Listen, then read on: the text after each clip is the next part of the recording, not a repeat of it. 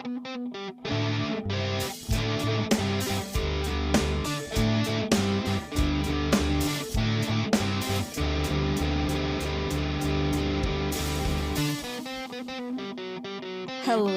it's Gray. Hello, it's Crystal.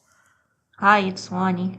And this is What's the Asian Beauties, a supernatural commentary podcast where I, someone who has seen this show many times.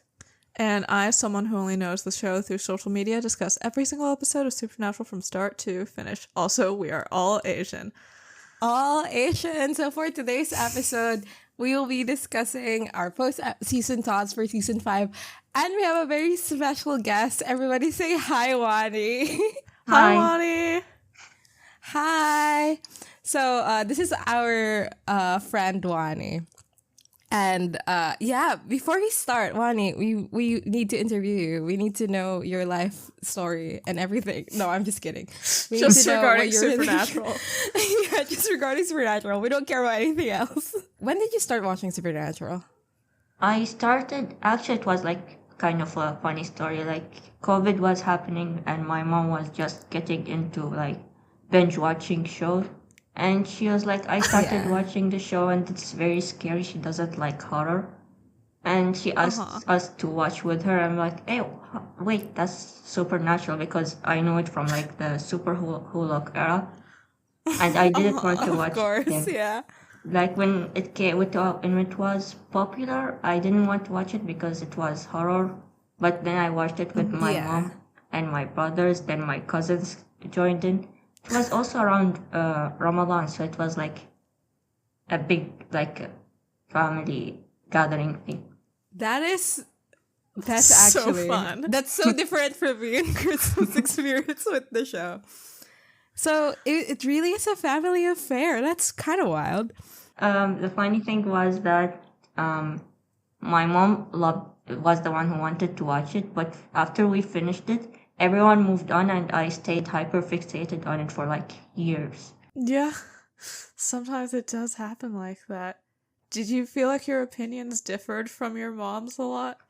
A lot. She was a Dean girl, and I was a cast girl, so it was like... Your mom was a Dean girl? Yeah, she liked Dean a lot. How did that she and happen? I were one and the same, I think. I did see like Gray is actually Wanni's mom reveal. Yeah, exactly. Watching it all together, we kind of like reacted vocally to all the thing, and everyone would like discuss and everything. But afterwards, when I got like into the fandom life and everything, it was like different opinions than in the show. How different is the fandom vibe from the personal vibe? Yeah. Okay, so like one thing about Supernatural, like the family dynamic in Supernatural, it was very interesting because of course. In the society I grew up in, a lot of the ideas in Supernatural were kind of the same. Like we have a saying that I was taught since I was a kid that's like أنا وأخوي على بن عمي وأنا بن عمي على جارنا وأنا وجارنا على الغريب, and it translates to like me and my brother against my cousin, and me and my cousin against our neighbor, and me and my neighbor against the stranger. It's like the basic idea of it kind of similar to Supernatural, being a lot of like, this is family and family is important. Yeah. So and how would they have like a hunter commune, and then they have like, you know, like family to like Bobby, and then hunter society in general. But okay, go on. Yes. So it's like that part was very relatable. That's why a lot of our family got hung up on Dean, since his views are very much a lot the same. And because of this, like while watching, a lot of the people watching, sorry to say this in advance, like didn't like Sam. And then afterwards... Okay, that's fine. Afterwards, with like the fandom and everything, I'm like, Sam's kind of neat. Yeah. I don't know if I didn't like Sam. I think I just didn't care about him when I first watched the show. The show makes it hard for you to care about him. You know what's so funny is I have family members. I have cousins, and well, I'm not. I like they're relatives. They're in my family who also watch Supernatural, and their favorite character is Bobby. Isn't that so fascinating? Like, Wait, Danica also really liked Bobby, and that's the only person in my life prominently who's watched Supernatural. yeah, it's so fascinating. I remember I was talking to one of my cousins and she was like, "Oh yeah, I love Supernatural. I love Bobby." And I was like, I don't think that's the leap I would make personally." But okay. Yeah. Why do they like Bobby? Oh, I don't know. I actually have no You idea. didn't sit them down for a 1-hour interview to determine what in their sick and twisted little mind led them to this? I have my guesses, but I think it goes too personal. So like, I'll leave them be. I'll have their own right. little thing Okay, without any psychoanalysis involved. Yeah. What's her? Oh, Wait, now that but you've mentioned Wanni, how did you fandom. develop your cast girldom? Oh, we can do that after. Okay. No, let's do the cast girl first. So Yeah. how did okay, you become there you a were, cast one girl? cast girl in a sea of Dean girls. How did this happen?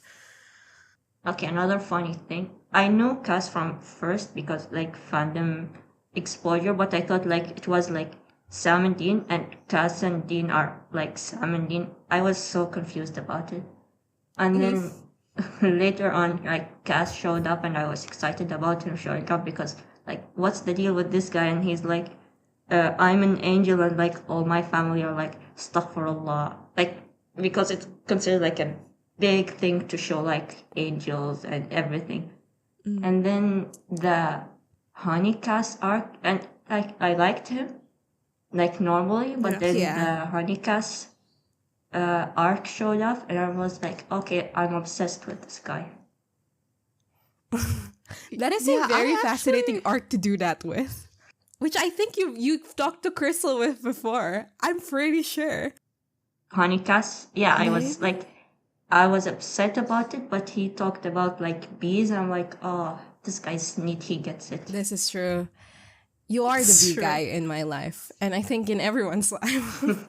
Yeah. That's true. Honeycast also got me in some way because I got into Supernatural after November 5th, but I only learned things from the fandom for months and months.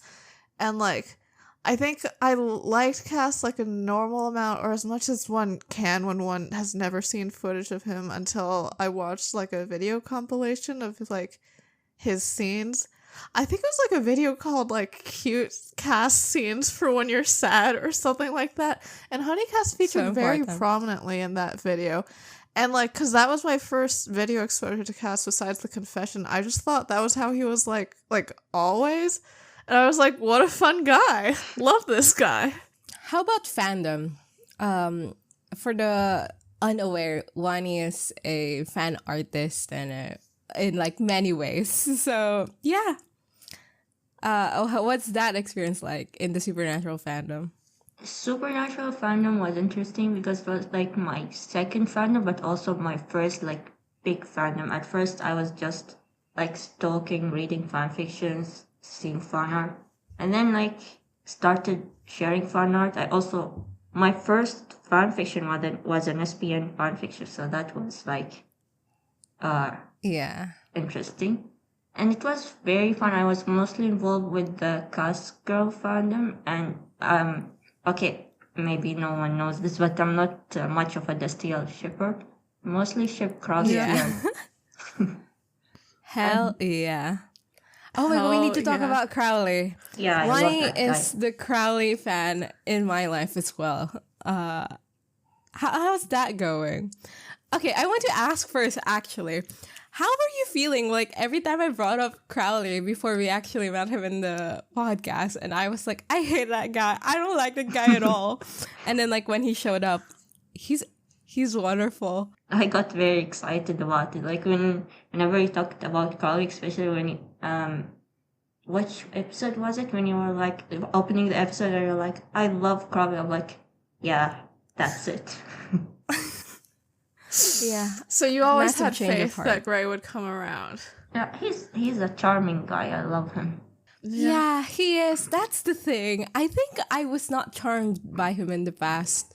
Or like I ignored the charms because I was mad at him for being the number two to Cass when I was like, but it should only be Cass. Cass should be the only character in Supernatural. Yeah, but he's actually great. You mentioned you're not a Dasiel shipper. Do you have any other like specific Supernatural takes that you would like to share to the world at large? Yeah, I do want to hear more about Crastiel. I actually have no idea how Croustiel started. I think I liked their arc with, I think it was season 12, with like, I was like, I'd watch the show about these two guys doing like their own thing. That was very fun. And then slowly it became like, this, I like this. I want them together. I had this AU about like, Crowley taking care of. No, he went to try to kill Cass, but it was like in the Honey Cass era, and he's like, I don't want to kill this guy. It's not as satisfying, and he takes him to his like lair or something, and they eventually become like together. It was like very fun, and So real. Yeah. one of my favorite SPN fan artists. One day they like posted a drawing. The caption was like, "I saw this AU in a post once, and I drew it. I like it a lot." And I'm like, "Wait, that's my post." Hell yeah. This is so fun. Yeah, that is so wonderful. Wani, do you have any season 5 feelings specifically? Because we are at the season 5 ender. I think like a bit before now, I was watching the finale, and it got to me. Like I remember watching it the first time and getting emotional about it. Then rewatching the last scene with my cousins, like showing it to everyone, because it was a good. For me, I really liked the connection with the Impala and the flashbacks with their relationship. I think I relate a lot to, like it means a lot to me because I'm also an eldest sibling, so I get into on a personal level. So it was like there was this recurring theme of like taking care of your brother, and he's going to do something dangerous or he made a big mistake, and it's like, which is not his fault, but it's like I'm getting lost. And just the general idea, a relationship between Sam and Dean, it was getting me emotional. I remember one of those episodes in season 5, that one where Ellen and Joe died. I was listening to it in the car. Hope. 510. I was listening to it in the car, and you guys made me cry while I'm driving. It was fun. Oh, I think we cried during the episode Oh too. yeah, that's true. I mean, I still stand by everything I said in that episode, that like after season 5, the fact that they killed them off is like representative of the problems of the show, but in the episode it really did work so well. Like That's true.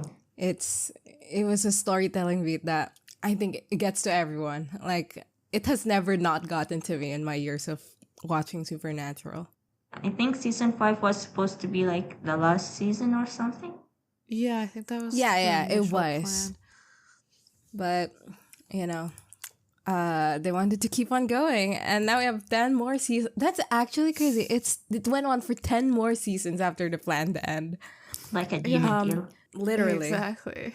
You mentioned you were watching it during the pandemic, like you first watched Supernatural during the pandemic. Was this before or after the show ended? It was while season 15 was airing, and I remember I was talking to it about to my friends, and they told me about like November 5th happening, and then I even read the spoiler about like what happens in 15.18 and everything. And I remember watching the episode and crying. Like the episode started, and I'm crying through the whole episode. Yeah. we lose Cass forever. Yeah. Well, yeah, we need to talk about season 5. So, I mean, what will we do in this podcast if we do the character arcs? Did anyone have a single arc this season? There were arcs this season. There were points when they were like, I've realized something now, and now I'm gonna do a thing. Yeah, and sometimes they even do it 5 episodes in a row, so, you know. The same realization. It is actually again and incredibly again. funny that, like, 5 episodes in a row, they'll be like, oh, I realized the most important, valuable lesson that I will ever realize. And it's the same lesson from last week. Like, Yeah. all right. Each week it's like, God, I'm so hopeless. We're gonna die and the apocalypse is gonna take us all. But I realize that we're gonna bring the fight to them our way. And it's we're just going that to do over it and over. together. And it's this lesson every week. Okay, Yeah. but I mean, Sam jumps into a pit at the end of this season. Yeah. That's sure gotta be does. something. Yeah, Well, I think it's okay. Where does he start? Let's think about 501. he starts wanting out. He gets out of the job. Yes. Because he And doesn't so, like, trust himself around demon blood mostly. Yeah. So I guess it's partly like acceptance of your fate. And also like, I don't know, something. Well, Supernatural is the don't accept your fate show, though, is it not? Like, every episode, Zachariah shows up and he's like, accept your fate. And they're like, no. No, I mean, it's allegedly the don't accept your fate show. But like, it feels like Sam was always fated to jump into the pit. And he accepted that. So like, I don't know. Yeah, I guess the fate that the angels wanted for him was different than the fate that Chuck wanted for him, which he does Yeah. follow up until season 15 when they leave that guy by the side of the road. Wanni, when you first watched Supernatural, you didn't like like Sam here, right? In season 5. I did get emotional about him. In what aspects? I think the thing about Sam is I see my siblings in him. Yeah. So it's kind of like gets to me. I think you know, I mentioned this a little bit last in the recording of the final episode, which is still not out. I'm so sorry, Wanni. But like something that is also I think an experience I had, because like before, back in the day when I first watched Supernatural, when I watched this episode, I didn't have a younger sibling, and now that I do feel more affected by it in that specific way that you're talking about. That like, oh, I understand now what it feels like to be an older sibling, and the feeling of that responsibility, and all that, etc., etc. So yeah, I think, I don't know, the more you understand Dean, there is a tendency to like Sam better. Do you think that's true, or do you think I'm completely Have lying? you seen what Dean girls say about that man? No, but I don't understand Dean girls too. Why do they like Dean? Allegedly, I don't know. I think they relate to him because I think it's something about like the cocky nature hiding true sadness underneath or some shit. I don't want to psychoanalyze all Dean girls. I'm sure they have many diverse viewpoints and reasons that they like that guy. Or do they? Some of them do, I think. Yeah, including me, apparently. I'm not actually a Dean girl. That's a complete lie. I've been lying to you guys. So, okay, so your question is, does relating to Dean more make you like Sam more? No, I think my question is, what the fuck is up with Sam this season? What is his arc? What are we doing? He starts off feeling very guilty about letting Lucifer out of the cage, and he places all that blame on himself and his supposed weakness regarding his addiction. He starts by, as the show frames it, running away by trying to leave the hunting life. But he realizes, and then he realizes that he's Lucifer's intended vessel, which I think reinforces the idea that something about him is inherently dirty and wrong. However, this is also when he and Dean join back up because of the realization that they are what keep each other human. After that, Yeah. I think they go through a lot of mini power struggles, which is like sort of both of their arcs this season, where like Dean keeps treating Sam like, as he puts it, like a snot-nosed kid that he has to keep out of trouble, whereas Sam keeps trying to like, I don't know, like take more responsibility for his actions and for saving the world. And that's sort of like a dynamic that they both work through most prominently in 518 and then afterwards. And then he jumps in that big hole. But Love I a think hole, there is yeah. more besides his relationship to Dean that is part of the jumping in that big hole. I think I'm actually confused as to what they thought they were doing with the demon blood this season. Because last season, Because of the I think it's pretty clear. The Brady. I forgot if his name is Brady or Brody. It's Brady. Because of It's the Brady Brady, speech. No, I think it's more of like Sam's motivation in the very beginning was like, or in the beginning of season 5 was like, I need to stay away from the demon blood. And then the season ends, he drinks a fuck ton of it to defeat Lucifer. Sure does. And if it was implied in the show in any way that it was that power that the demon blood gave him, the kick of it all, that let him defeat Lucifer, I'll be like, okay, I can see where they're going with this. I think it goes completely averse to what they were trying to do in season 4, but I don't know. But I would like see a path, right? As it is, I don't see a path. Maybe it's the other way around. How would you As mean? in, Like, instead of them trying to write, like, Sam getting over, like, the demon blood, maybe it's about, like, the people around him accepting that, well, he had to do it. He had to take the demon blood. Like, it's not about Sam, it's about Dean.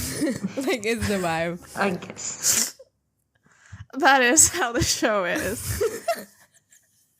Yeah. Supernatural is so funny. They have 2 leads. Like, the show Or needs do to they? understand this. Yeah, exactly. They have 5 brothers, but in other ways they only have 1 brother. Yeah, for fucking real. Yeah, no, I think I can see that. I feel like I would see that more if the demon blood requirement for Lucifer to possess him came in earlier than what 521? Is that when it first comes up? And especially because they don't really address Dean's pushback with this at all. Like, Dean pushed back against Sam jumping into the pit, but if we had even like a couple Because he's lines afraid that of were like, losing his brother, not because he's afraid of losing. no, for Ariel. But like, if we had even a little bit of insight of what Dean thought about the fact that Sam needed to drink a fuck ton of demon blood for that, like, that would be a clearer line as well. I don't know. Yeah. I know at the last episode they do this whole thing where Chuck was like, and people are gonna hate this so bad because of the plot holes, but like it's fine. But I don't know, some of the plot holes, it's not plot holes, it's like arc holes, which is like a different thing. Emotional And dissonance. And I wish that they addressed it a little bit more. We also have Dean this season. No, wait, okay. I feel like Oh, okay, we need to stay on Wanni's- Sam. Yeah, no, sorry. Okay, I think regarding Wanni's point about it being like the people around Sam having to accept that he needs to drink demon blood. I think the demon blood specific thing they didn't do very well. Is it more about, I don't know, because for Sam, like, the whole drinking the demon blood and letting Lucifer possess him, that to him is like, I'm finally taking responsibility for my actions. I let him out. I need to put him back in. Yeah. And through that requires me to both accept my nature as Lucifer's vessel and also reject it in a way that comes through my connections to other people. So, like, Yeah, is that what it is? It's like about taking the inherent wrongness within you and using it to the extent to which you're comfortable and going, no, I'm not actually wrong because my brother loves me. I mean, that was kind of the point I was making earlier about like Right. if they just put a little bit more of a point of like Sam was able to combat Lucifer specifically because he was powerful enough, specifically because of the demon blood, maybe that would be like a clearer line. But they don't do actually they don't do anything with the demon blood this I think last they just throw it episode. in for shock value in 521. Yeah. Well, what's so funny is like it only works in with like when Cass talks about it. When Cass was like, "Yeah, you need to drink a fuck ton of demon blood." Like that's the only time it actually matters. In Yeah. Swan's song, it doesn't matter at all. So I don't know. Well, I don't he know. needs to, or else Lucifer can't possess him or some shit. I still don't understand that. Like, Lucifer only needs to Yeah. be able to possess him for long enough for him to jump into that hole, and Nick's completely fine. Though, okay, Yeah. Cass did say that Nick was chugging gallons of the stuff, but he probably had a few minutes between first being possessed and having to drink his first demon. You can jump in a hole in that amount of time. For real. Dean. I mean, I don't know. He let go of Sam in the beginning of the season, and then he let go of Sam again at the end of the season. I don't know. No Yeah. arc. That's my vote. I think Well, okay, I like, yeah. sorry. I think when he let go of Sam in the first of the season, it was like you can do whatever you want. I don't care. Like Yeah. do it, whatever, out of anger, like not genuine. But at the end of the season, like letting go of him, it's like I trust you. I trust like your decision, kind of thing. So true. Yeah. Yeah. No, you're right. The first one is about like, if you're not going to follow me, then I won't ever bother you ever again. Versus at the end where it's like, even if you don't do what I want, I'll always be behind you. Like I'll always have your back. Okay, whatever. There is an arc. Sorry. Yeah. And I think Dean's secondary arc is just about how he's so miserable and suicidal and ready to say yes to Michael. And, like, yeah, how he gets broken down over the season in that particular way. Like, it seems like Sam at no point gets, like, the whole season, Dean's like, Sam, I don't trust you. I know you're gonna say yes to Lucifer as soon as my back is turned. Dean But I feel like literally Sam has almost absolutely no inclination to do so. Whereas the whole season, Dean is losing more and more hope and thinking that saying yes to Michael might be the best or the only choice available to him. But I think that thing that arc wraps up in 518 so that they can focus on the Dean learning to trust Sam thing in the remaining episodes. Except, well, by remaining, I mean, I guess 520 to 22, because 519 is Hammer of the Gods, right? Yeah. In which I mean, nothing of any Good ever happened. good ever happens and much of bad happens. It was kind of funny to listen to the Bapod when, like, point of no return. This is the best SPN episode. Then, however, the God starts with, this is the worst episode. But I found that It is very actually funny. incredibly Epic funny highs and that they're back lows. to back. The thing is, like, you're right with regards to like Dean. It would have been more interesting for both Sam and Dean to address the fact that Dean almost did say yes as more than just like something for that episode, and also connecting it to the fact that Dean was so convinced Sam was going to. So, Right. yeah. Because like, I mean, I still stand by this. 518 is like one of the best seasons, one of the best episodes of like the show so far. It really is very good. But it did also kind of like stay there. I mean, Supernatural always has this issue just because of its format as a show. It kind of breaks out of it in later seasons, but as for now, like that's just the reality of the situation. Yeah, I don't know. Like I do think Dean has a more Dean's arc is focused on more by the show, or at least his feelings are focused on more by the show. And that is kind of a detriment to it, that the show is always on his side, obviously. And it is a detriment to Sam's characterization, but it is also a detriment to Dean's to a lesser degree, but it also is. Because like, I don't know, we never get to address a lot of his thinking that's not, correct, especially with regards to Sam. Like the fact that, again, like, he was gonna say yes. Like, that is kind of a wild thing to think about. If you watch like the beginning of the season, like Dean did pretty much almost say yes. Like, he was there. He was gonna do it. We have Cass character arc. His arc was looking hot on screen while horrible things happened. To other people, exactly.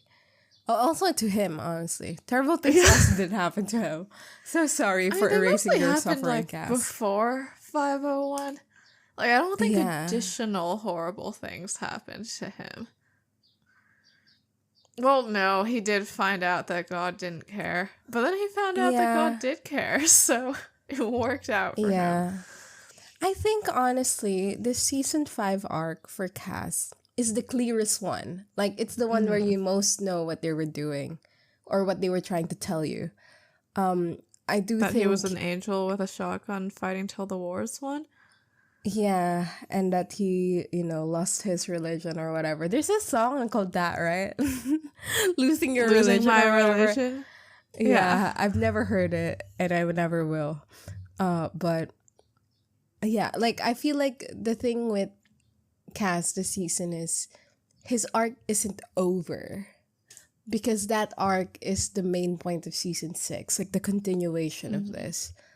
And so I feel like it's still incomplete, like, we started with Cass hopeful that God will help him, and then completely hopeless that he won't. And then in Swan Song, he's like, oh my God loves me so much. And we see the culmination of that in season 6. Actually, Wanni, what do you think of season 6, Cass? That's like his end. I love him. And especially since his arc with Crowley. Yeah. And they were kind of like frenemies in that season. Yes. And it's like, regarding this, as you were discussing, like his character arc, and I was thinking, as you said, losing his religion. And so in season 4, he learned like to doubt and get like rebelling at the end. And season 5 is kind of like he's dealing with the consequences of this. He's alone. He has like his whole family is on a different plane, and he doesn't have anyone except like these humans, and he starts to build like a newfound family. So he's building relationships and kind of becoming a little human. In that regards, he's more human than Angel in season 5, especially with him losing his powers. So it's about him holding into his faith that, like, no matter what, everyone is against me, but I know what's right and I have to believe in it, even if, like, it means, like, the people I'm betting on, like, betting, is this slang like betting on a losing dog or something? Kind of. Yes. Just like Mitski, yeah. So he's like kind of this, but he's like believing like, I know the right thing. I know what my faith lies in. So in the end, when he's like, God is back, he's helping us. He's like, okay, so this is like the payback for what I believed in. And then in season 6, he kind of like, when someone gets power or getting money, when like you're going from having no money to a lot of money, there is this change in your psyche, like you don't know how to deal with all of this. I think that's what he's going through with season 6. I do think like Cass's person, like season 6 is the big shift. Like after season 6, Cass will be Cass as we know him. Well, obviously this is Cass as you know him, Crystal. But yeah, it is season 6 wherein he goes to become like the cast of the show, like there's a more thorough line, like you know what I mean, right? Like, because I think of Supernatural as season 9. Like season 9 to me is like peak Supernatural. That's what Supernatural is. And like, I don't know, it's like the distinction of Cass as a character really is pretty much season 4, 5, 6. And then 7 is a nebulous space. And then 8 to 15 is Cass. Is like a different Cass from 4, 5, and 6. Like just different disposition, different feelings, different everything. And it is the season 6 arc that brings him there. Because I don't think it's the season 4 and 5. 4 and 5 is a combo for Cass. But like I don't think it's what he went through in this apocalypse that changes him as a person. It's after. Because I mean, you can very clearly see like at the end of this season, he goes back to heaven. Yeah. And like, yeah, like that he is still the soldier that he claims to be at this point. But it's after season 6, after the big complicated thing that he does and happens to him. That is when he starts to become more, I don't know, like not human, I guess, but like his philosophy shifts a lot. Although I think you can also say that about season 8 and 9, because for many reasons. And then so you can claim that season 10 to 15 is the cast that we know, which I already have a strong feeling I will make when we get to season 9. But okay. Yeah, I'm allowed to change my mind even within I don't one. know if you're right. But I'm allowed to why change my not? mind You're even so within correct, 10 Grace. minutes. Yeah, for real.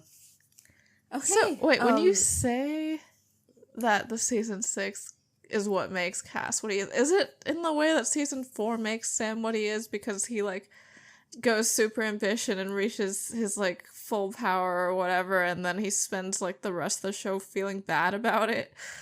Yes, and I think it's in the same way that Hell makes Dean what he, like season 3 makes Dean Right. what he is. Yeah. 'Cause So he spends his yeah. whole life feeling bad about torturing people in hell. yeah, or I don't know, just the hell trauma in general. And then yeah, you're right. Like this is the shifting points for the 3 characters. Right. It's like Yeah. like they take their desire for like power or whatever to the extreme, and they're like, actually I need to change the way I live my life, and then that's how they are for the rest of the show. Yeah, but the way Supernatural deals with the I need to change my life is like, I need to be guilty forever. So I don't know. Yeah. Yeah. Supernatural is allegedly a show about family, but what it is a show about guilt. Like, honestly. We need to do best app, worst app. Yeah. Yeah. Wanni, do you have an episode in season 5 that you remember being good, or just, from hearing Babpod, you're like, Crystal and Gray are so right about being good. Before like the pod went to season 5, mostly I remembered like the finale, episode 22. Yeah. Was like I loved it a lot, and after the pod, I'm like, oh, Point of No Break is also good. Yeah. But I still think like 22 is my favorite because of the whole like opening scene. The like Chuck You like the Chuck narration, you mean? narration? Yeah, with the Impala and everything, I think I'm like, I loved it a lot. I don't know why. No, I yeah, mean, I did You too. do have a car who's your baby also, right? Yeah, you have a baby. That is your car. Oh yeah, that's true. Yeah. Do you think you love it even more? Because, like, do you think you love the Impala? You have a more appreciation for the Impala after getting the car or not?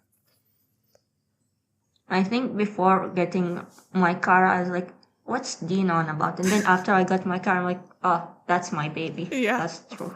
Honestly, Yeah. I need. You know what's so funny is sometimes I don't have a driver's license. I don't know how to drive.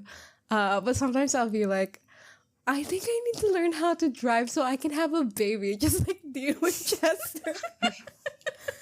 And I think I should, yeah. Who cares if it's an essential life skill? It's an essential supernatural skill, and that's what matters. Yeah.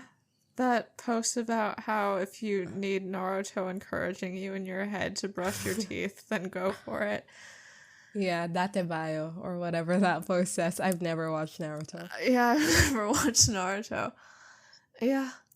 I have a driver's license, but I don't have, like, a car that is mine. Your baby. So, yeah, maybe one day if I have a car, it'll, like, I'll become a Dean girl. It'll just completely change my lease on life.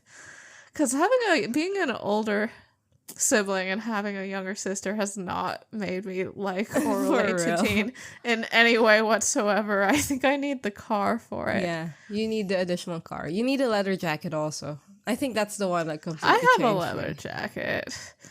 Oh yeah. Ugh. One time we called and I had a video on like, and what you the said, fuck "Why are is you up wearing with a it?" Dean Winchester leather jacket?" And you A lot of protested characters wear so leather much. jackets. Yeah. But Wanni, do you call your car a name or do you call it baby, just like the Winchester? My baby brother, like when I got the car, he called it Sparky, so it became like, okay, this is that's so Sparky. cute. oh, that's a good name for a car. Yeah, that's a good one. That's a good one. Oh, Crystal, what's your top three? Or what? Okay, I don't Point know. of Top No one. Return is good. I think I also recall liking. I don't know. I feel like Point of No Return is the standout one, and then there's some that I recall liking, but I don't think I can pick like two out of those to be the other number 2 and 3. Like, I think I remember liking The End, some of Fallen Idols, The Real Ghostbusters, some of Abandon All Hope, some of Swap Meet. Were those the main ones that I liked? I think I liked some of 99 Problems also.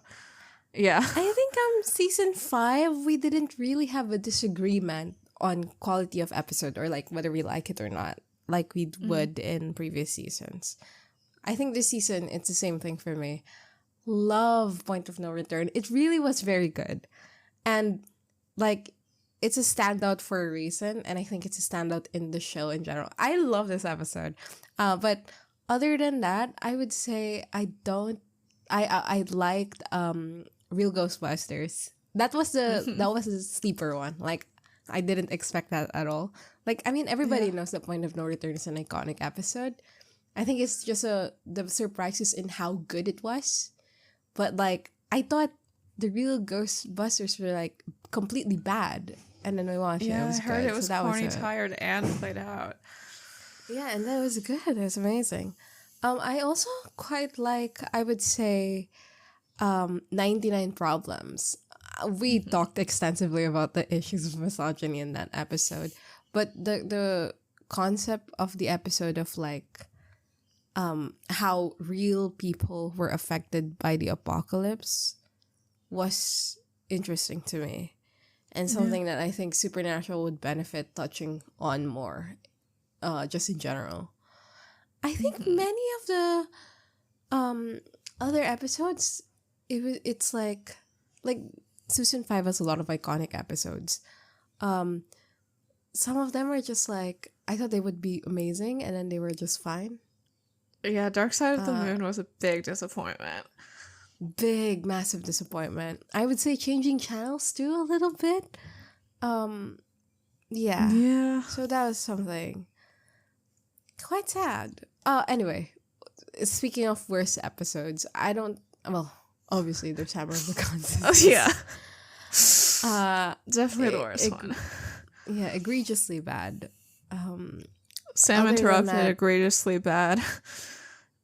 Yeah. For the 5 ableism points. Sam Interrupted, egregiously bad. I would say I was disappointed by changing channels. So that is something to me. I think I'd put Dark Side of the Moon as my 3rd worst episode. I remember being so irritated by every single second of it. Yeah. What's your other two ones? Oh, besides Hammer of the Gods and Sam Interrupted? Oh, what's your other one? Yeah.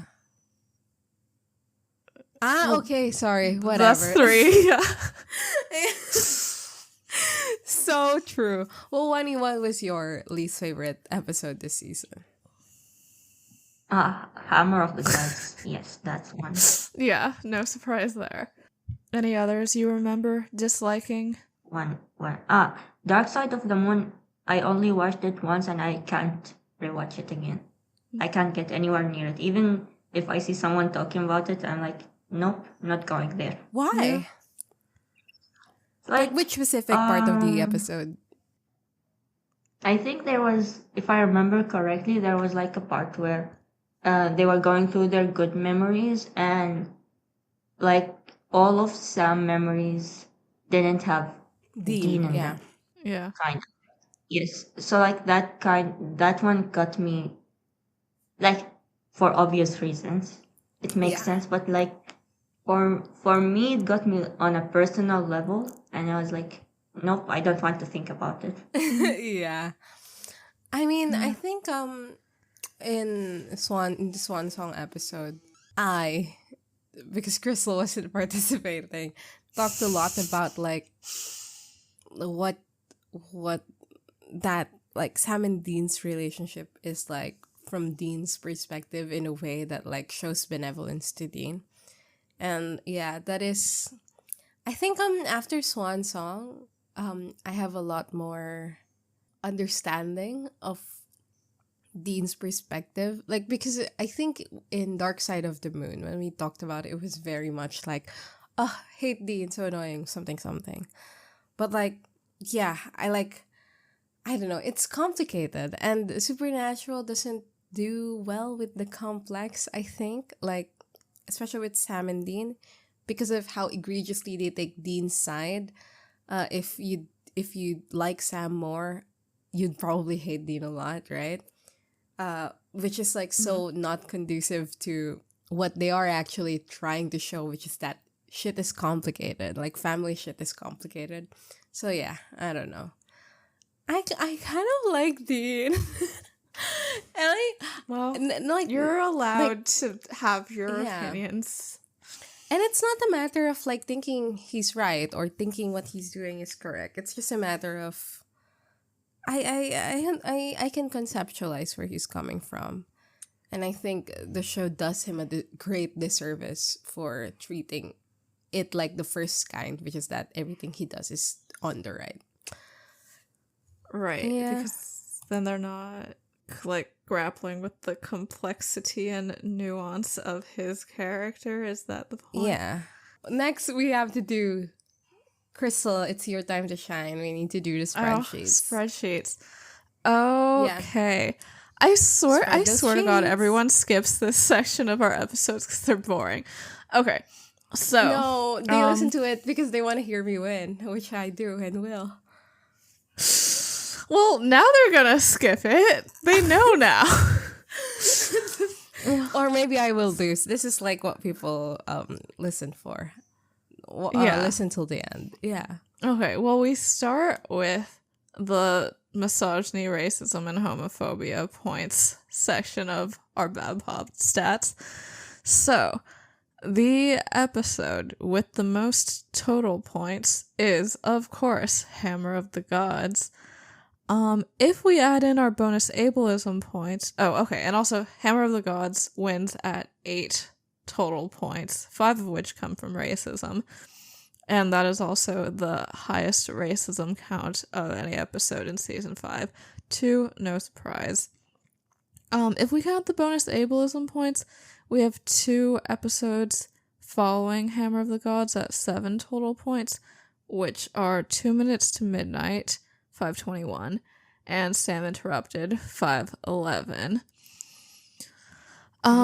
In the misogyny column, the worst any episode got to was 4 points, and 3 episodes got this honor. They were Abandon All Hope, because of the Ellen and Joe kill-off, I assume, Dead Men Don't Wear Plaid because of how they treated Karen in the writing, and 99 Problems for obvious reasons with their portrayal of Leia.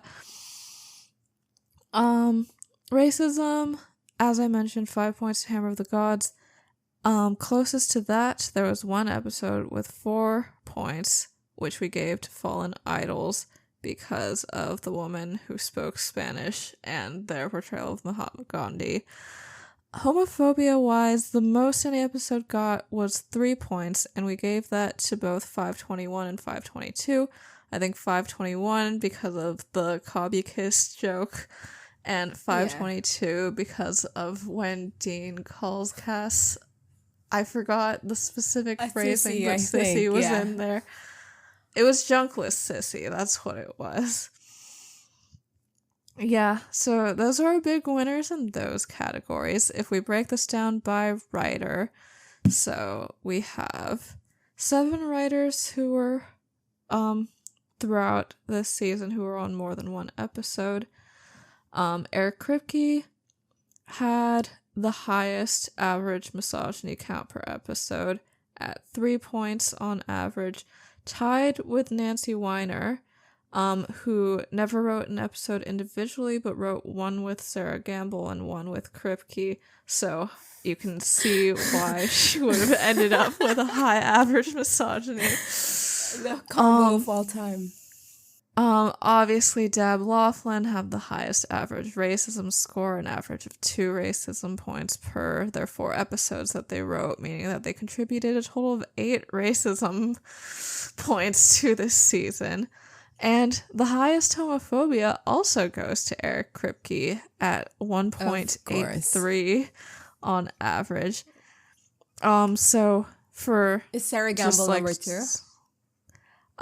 Sarah Gamble is number 2, but tied with Ben Edlund. Wow. What episodes did Ben Edlund do? Ben 503? Edlund wrote The End, and Abandon All Hope, and My Free to Be You Bloody and Me. Valentine, and The Devil You Know. No, Free to Be You and Me was Jeremy Carver. Oh, yeah. That's the one we argued about.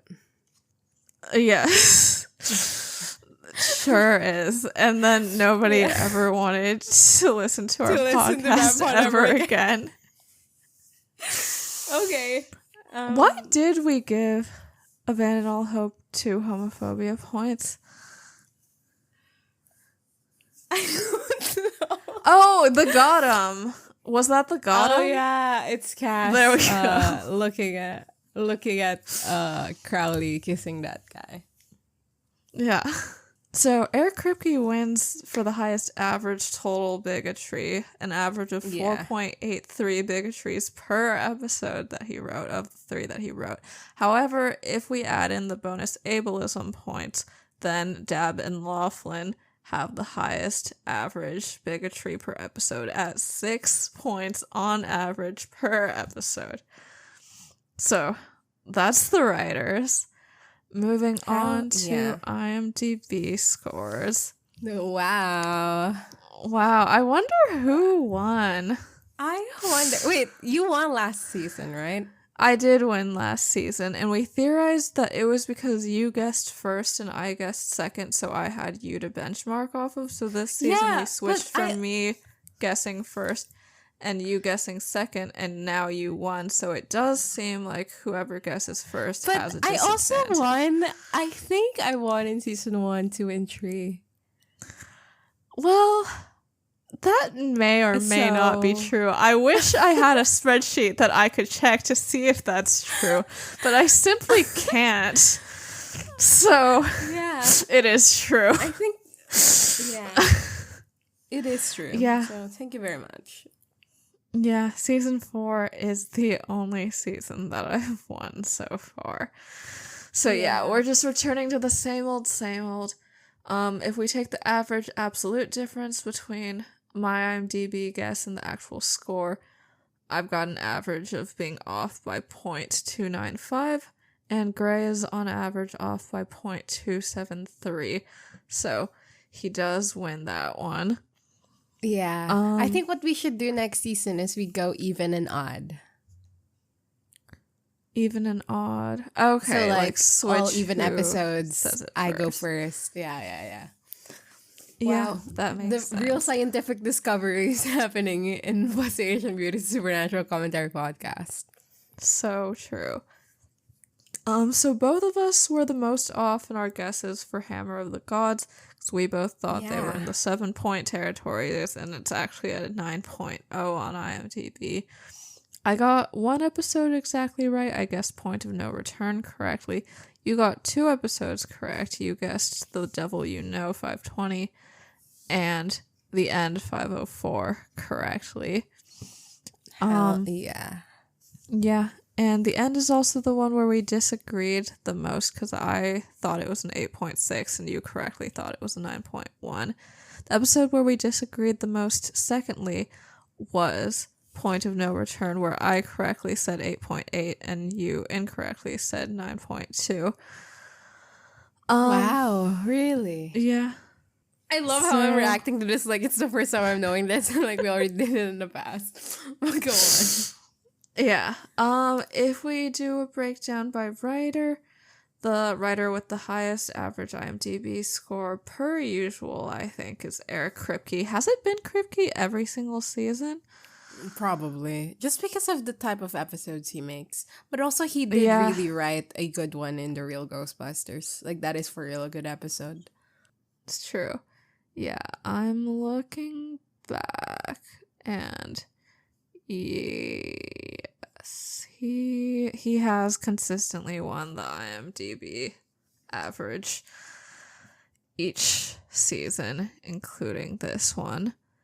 So his average is a 9.07, followed by Bedland 8.93, followed by Nancy Weiner 8.9, followed by Sarah Gamble 8.88, followed by Carver 8.83, followed by Dab Laughlin 8.68, and then Julie Siege is our loser at an average score of 8.13, which is significantly like a whole 0.55 lower than Dab What are and her Laughlin, who were the episodes? second lowest. Julie Siege wrote Fallen Idols, which got a really bad score Oh, yeah. despite People us hated having that. a decent time with it. Swap Meet, which we also really liked and thought was fun, but got an 8.2. And Yeah. 99 Problems, which got an 8.3, which we also thought was fun and rated higher. So we are consistently rating Julie Siege. Yeah, she's the writer that we guessed the most off on. On average, we guessed 0.47 off. Or from me, 0.47 off. For you, 0.43 off. And yeah, we consistently thought that she got higher scores than she did because I think we liked her work and IMDb did not. So, yeah. Gray won. Congrats, Gray. Thank you very much. It's a great honor, as always, as it has been 3 times before. Yeah. Exactly. Congrats again. Okay. We ought to do ranking of seasons. Yeah, currently you have that your favorite season is 1, followed by 4, followed by 2, followed by 3. I have that my favorite is 4, followed by 1, followed by 2, followed by 3. Wanni, if you were to play season 5, okay, if you were to rank season 1 The to first 5, 5 seasons of Supernatural. what would your like, ranking be? Yeah, best to worst. What do you think? I think I'd place 4 as first, then season 1, then 5, then 3. 2 where I guess 2 would go at the end. Okay. Say more about that. I think Gray and I both put 3 below 2. I'm a little inclined to mostly Cass, like Cass should go like at the top of this. Cass seasons are at the top. Of course. For season 2, I think because I don't remember much of it. So true. So I think I was place it down. To be fair, season 2 really is like the vibe is like they don't you're right, like they don't really know what they're doing or what it's about. They kind of find that footing at the end of the season. So yeah, Season 2 I has a get it. lot of individual bangers, though. Yeah, Like, that's the thing. Like season 3 Houses of doesn't the have many Holy. individual bangers, but it has like it has an arc. It has a season arc, and that's something. yeah, so I can see why 3 would be above 2. Yeah. What were the other 2 bangers besides House of the Holy? 201, which now I don't remember the name of it. I just remember the bad pod name of Feet. Yeah, In My Time of Dying, that's what it was called. feet exactly. The Meg Possession one. What was that one called? Born Under a Bad Sign. That one. Yeah, That one was a banger. I think those are the main season 2 bangers, but they do stand out. Oh, actually, Wanni, what's your favorite season of the show? Like overall, not just of the first 5. All of them 15 seasons. Wow. I still think season 4. Season 4, really?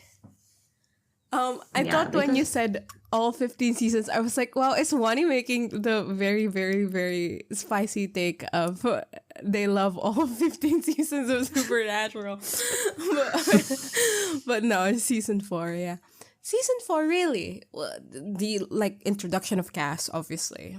But what else? Yeah, and the whole angels thing, like with their, because it was the first introduction of the angels, like with the wings, like how they die and the whole like structure of the angels thing, because it was their first introduction, it kind of like hits the most. Yeah. This The is true. aesthetics of season 4 are probably the best. Yes, Yeah, the that's thing. also true.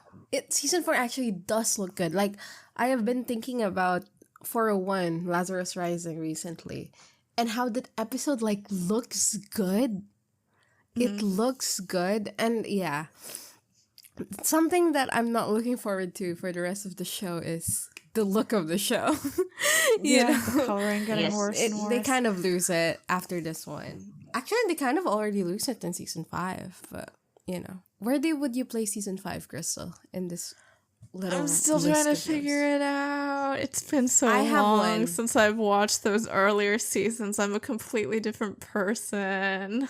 I might put it after season 2. Really, you Is that like insane? a little bit, but okay. Can you say what your reasoning is? I in just all think the ways season and all the other 2 ways? had real bangers and season 5 only has fake bangers. All right. You know what? What? I am placing season 5 in number 1. What? Okay. Say Yeah. more. I think well, one, it's better than season 4 for me, just because we did not have a good time in season 4. I don't know if It's you true. recall, if you remember in any way, shape, We or form. left because of how we I were having a bad hated- time. Like, season 4 probably would have been fine on a binge, but doing it in the bad way was truly miserable. Season 5, loved doing it per week. And like, I don't know, I like the episodes, I like Cass, etc. Maybe that's it. Maybe that's the whole thing. I just like Cass. Also, I think it is better than season 1. Actually, that's a lie. You know what? I'm going to make it number 2. I made it number 1 because I was like, I can't just have season 1 be the best of all time. Like, what, the best of us is behind us or whatever? Like, that's so unfair. Yeah. But yeah, I do think the best of us is behind us or whatever. So my new I feel ranking like it could is be better than season 1 is the thing. I know I have it as the second worst season and season 1 as the second best, but like maybe season 5 is better than season 1. It is. I've been telling you. I have been telling you. No, I You've been actually telling me for retracted. the last 1 second and then immediately retracted it. Exactly. Yeah. My ranking I is think 1 it's more I 5. think about season 4, 1 2, more, 3. and it's like a lot of the episodes you could just throw them away and it would be completely fine, perhaps better. Yeah. Like I feel like season 1 has like a good arc, and it has Season some 1 has a very good good arc. individual episodes that build up Yeah. that arc. But really, Good you could characterization. kill a lot good of the nostalgia episodes. factor. Yeah, Good luck. you kill a lot Everything. Of episodes, Season 1 is many. good. Yeah. But like I don't know, like just think about like a random case and like think about like fucking Hookman, right? Like, did we need Hookman? Like, did anyone? We need don't Hookman? need supernatural at all. We never have to think about need in terms of supernatural, Crystal. Okay, say we're in a world where we need supernatural bites to live. Okay. Would we need a Yeah. Hookman bite to live? To be fair, Hookman is notoriously bad to me just because of how they characterize Sam. And also the fact that we gave Sam like 5 misogyny points or whatever. And Sam girls hated us for and it. Sam girls apparently hated us for it. So yeah. Okay. We can live without Hookman. But like, I mean, I feel like a lot of episodes of season 1 we could live without. Like, let me pull up IMDb But season 1 it's not- Supernatural. It's not about living with or without. Just like you two said. With or without you. Or whatever. I actually don't know what you two Okay, said. What is the full 102 lyric of that? bad. What? I have no clue. 102 bad. 103 literally introduced the Andrea-verse. 104 like maybe like the John voicemail at the end. You can put that in another episode. 105 good. 106 didn't love it. 107 Hookman, get it out of here. 108 bugs. What the fuck? Who needs that? 109 home. Okay, we keep that one. Asylum, we keep that one. Scarecrow, we keep. Faith, we found incredibly disappointing. Route 666, put Cassie in a different episode. Nightmare, Okay, like, wait, just fine. to pause this fucking excursion of yours.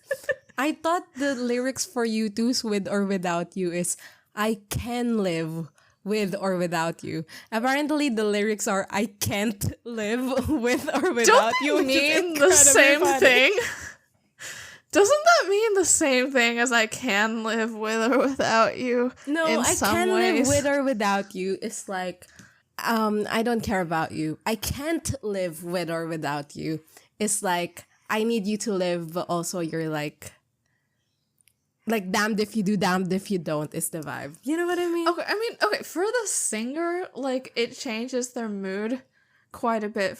But for the you, like, it doesn't change at all what they're meant to do. Yeah. And what are they meant to do? Die? Whatever they conclusion of this want, thought. because either way, it doesn't affect the singer. Maybe this is true. Anyway, that's also how I feel about Supernatural. Yeah. I can't live with or without Supernatural.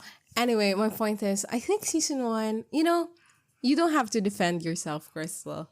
If you think season 5 is better than season 1, you're free to do as such. Yeah. I think I just need to change my entire ranking system and just move season 1 down. But are we allowed to do that? No. Okay. I guess I'm stuck with the order of 4, 1, 2, 5, 3 forever then. Okay, you can change it. Sure, why not? It's gonna Well, be...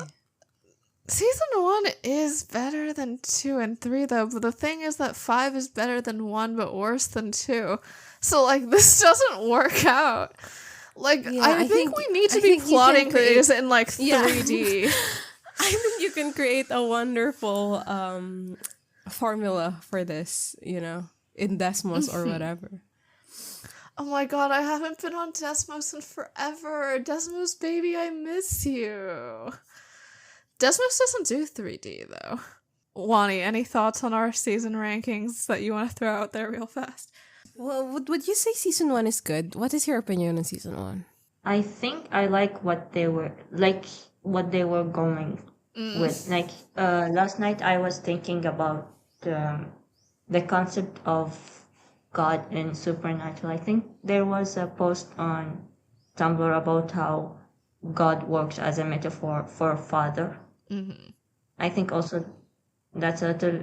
Correct me if I'm wrong. I think also that's in like Christianity, like Yeah. God is often referred to as father. So I really liked God being like a metaphor for father, like an absent father or deadbeat dad. So afterwards, when it was like when they actually brought God in the show, I was kind of disappointed with it. So I really like the simplicity of season 1. Like, this is the story, this is raw, this is what we're doing. Yeah. Yeah.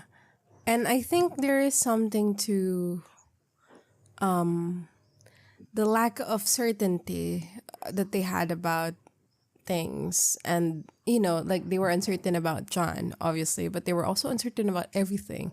Like about angels, about like God, about, like it's just a season where it feels more grounded in reality, in that they didn't know what was happening a lot of the time.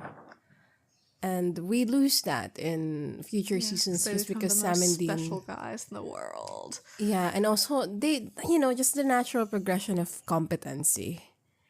Like in season 1, they were fuck all hunters who kind of didn't know what they were doing a lot of the time. They were just some guy. Exactly. So that's it for this episode of Us Asian Beauties. Before we leave off, Wanni, do you have any things that you want to plug that our listeners can go to or look at or whatever? First, I like to say like thank you for having me, and I really appreciate the podcast. It really makes my day while I'm driving to work, or before work. I was listening to it in college, Oh, so I really yeah. appreciate it. For my social media, I'm mostly on Tumblr at Arab Riddler, Yeah. and on AO3 I use Matchless. Hell Nice. yeah. Yeah. Also, I want to say, like, sometimes when Gray and I are, like, not in a good mood for doing the podcast, we'll be like, no, but we're doing this for Wanni to listen to in their car. So, like, the appreciation goes both ways. Like, yeah. Oh, yeah. Next week, we will be discussing Season 6, Episode 1, Exile on Main Street. Leave us a rating or review wherever you get your podcast. Follow us on social media. We are on Tumblr at bustyasianbeautiespod.tumblr.com. Our official tag is BABPOD, BABPod. Thanks to everyone who's donated to our Ko-fi at ko-fi.com/bustyasianbeautiespod, which is where our outtakes live. And check out our merch at babpod.redbubble.com. Yeah, you can email us any feedback, comments, or inquiries at bustyasianbeautiespod@gmail.com. And if you want to tell us about your Season 5 thoughts, culminating thoughts, your opinions for the oncoming Season 6, feel free to email us or give us answers, whatever. See you guys next time. Bye. Bye!